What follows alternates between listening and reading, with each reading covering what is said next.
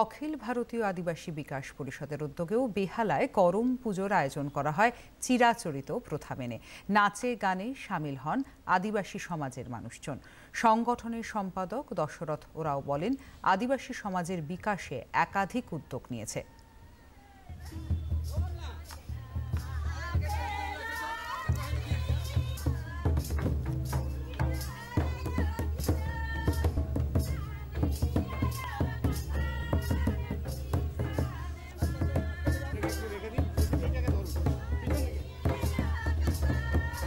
করম পূজা হচ্ছে আদিবাসীদের মেন পুজো, মানে ট্রেডিশন কালচার ভালো থাকা, সমাজ ভালো থাকুক, প্রত্যেকটা পরিবার ভালো থাকুক, আকাল টাকাল যেন না আসুক, মানে পুরো ধনধান সুখী থাকুক, তার জন্য হচ্ছে করম পূজা।